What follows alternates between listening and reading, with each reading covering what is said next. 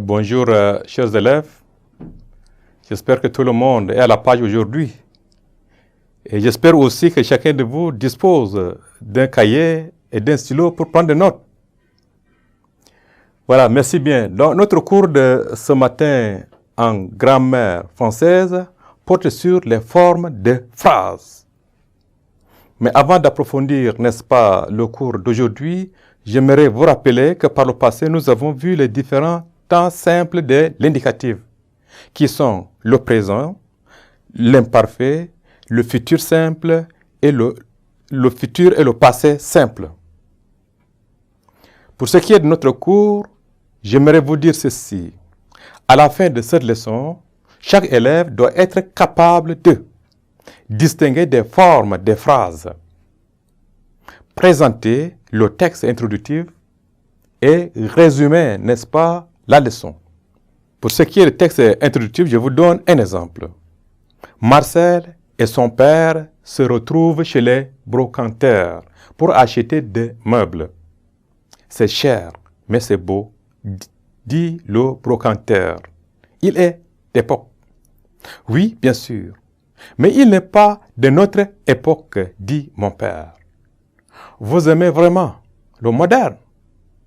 Ça ne vous dit rien que ce meuble a de la valeur?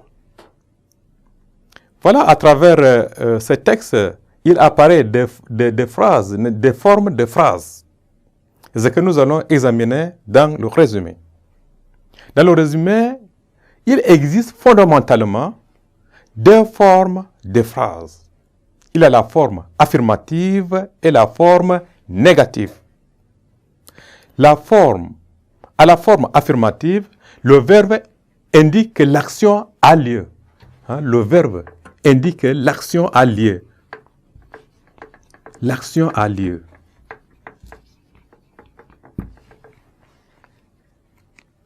On peut donner un exemple. J'achète un sac à dos.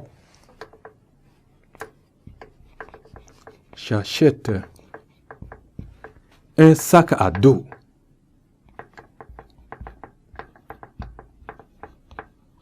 Voilà, donc l'action a lieu. J'ai acheté un sac à dos ou j'achète un sac à dos.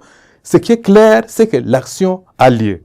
En ce moment, on dit que la phrase est construite à la forme affirmative.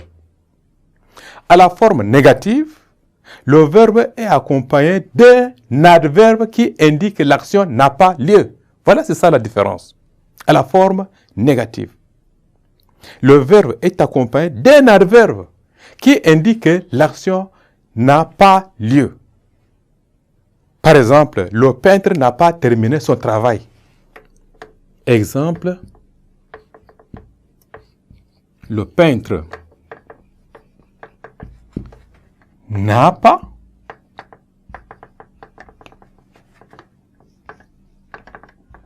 terminé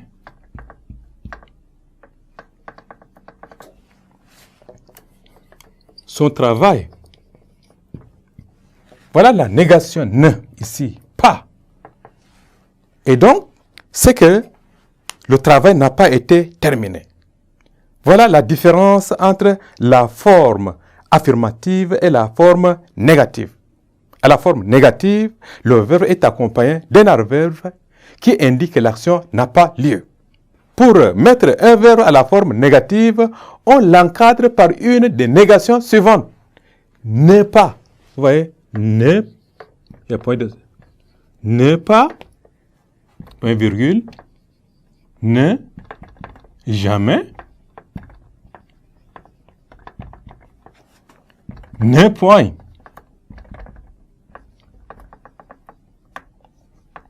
Ne point. Ou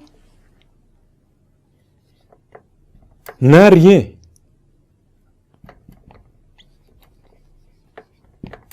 Ainsi de suite. Donc, il y a beaucoup d'éléments comme ça qui encadrent le verbe et qui montrent que c'est à la forme négative. N'est rien. Et je vous donne encore d'autres exemples. Il ne cherche pas de travail. Il ne cherche jamais.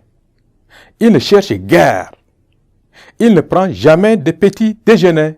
Cet élève n'a rien mangé depuis hier. Vous voyez, c'est ça. Donc, le verbe à la forme négative est encadré de ce genre d'éléments. Ne pas, ne jamais, ne rien, ne point, et ainsi de suite. Chers amis, je crois que nous sommes arrivés quand même au terme de notre leçon d'aujourd'hui.